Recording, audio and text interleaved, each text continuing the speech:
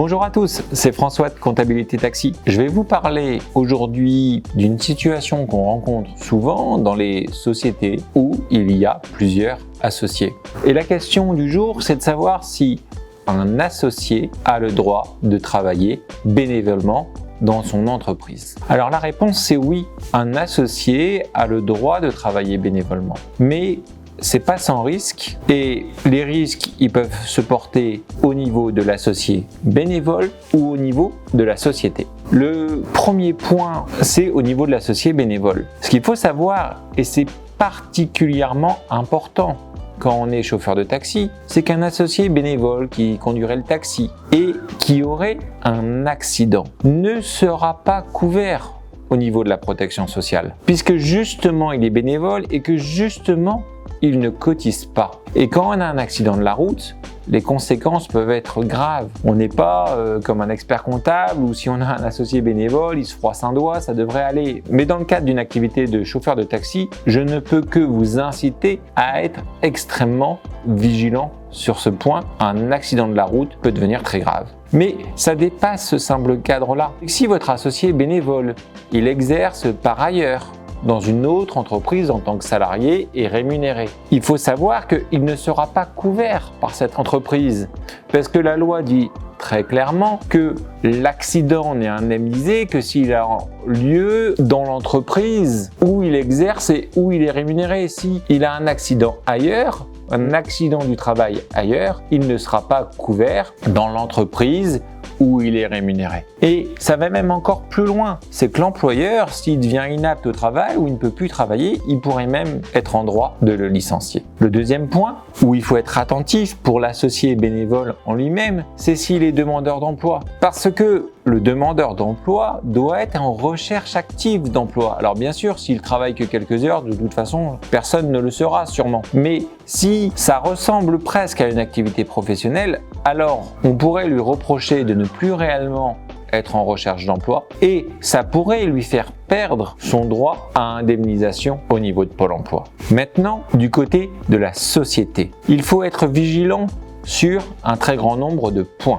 Le premier point que je voudrais vous dire au niveau de la société, c'est est-ce que l'associé bénévole est réellement bénévole?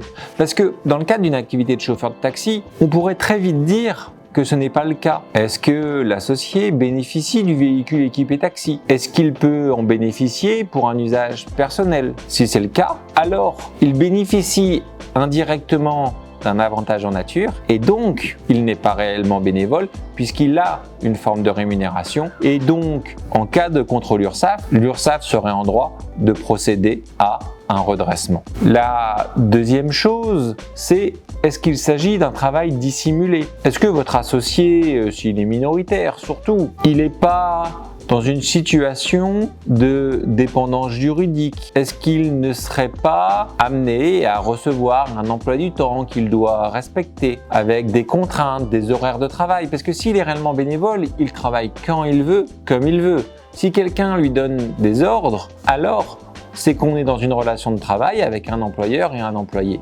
Et alors là, ça devient du travail dissimulé et les conséquences en cas de travail dissimulé sont très graves pour le chef d'entreprise et bien évidemment, un redressement URSSAF est complètement fondé. Le troisième point sur lequel il ne faut pas s'y tromper, c'est la gérance de fait. C'est-à-dire qu'on voit des montages où, par exemple, c'est madame qui est dirigeant de l'entreprise, mais c'est monsieur l'actionnaire. Et en fait, dans les faits, c'est monsieur qui dirige l'entreprise et non madame le mandataire social. Et donc, si vous vous retrouvez dans ce genre de situation qui s'appelle la gérance de fait, c'est-à-dire que ce n'est pas parce que vous n'êtes pas sur le cabis que vous n'exercez pas les fonctions de gérant, eh bien vous êtes amené à vous faire redresser également par l'URSSAF et qui pourrait, notamment le cas le plus simple, mais ça pourrait être bien plus que ça, vous réclamer les cotisations minimales en tant que gérant majoritaire d'une société puisque de fait, vous exercez les fonctions de gérant. Et les fonctions de gérant, c'est très simple à démontrer. C'est ne serait-ce que si vous avez la signature en banque. Si vous êtes capable d'émettre un paiement pour le compte de l'entreprise, c'est donc que vous avez sûrement une gérance de fait, puisqu'en théorie, seul le mandataire a accès au compte en banque de l'entreprise. Le dernier point que je voudrais évoquer, qui est extrêmement courant, c'est celui du conjoint. Lorsque le conjoint est associé, dans l'immense majorité des cas, et je vous prie de m'excuser mesdames, mais ce serait lorsque madame est associée à monsieur qui est chauffeur de taxi, et bien ça va faire l'objet d'une nouvelle vidéo dans laquelle je vais vous détailler tous les statuts possibles des conjoints qui seraient associés ou non. Pour conclure, ce que vous devez retenir, c'est qu'un associé a le droit de travailler bénévolement sans être rémunéré, mais il y a tout un formalisme à respecter et ce n'est pas sans risque pour la société, mais aussi pour l'associé bénévole lui-même. Je vous dis à très vite pour une nouvelle vidéo.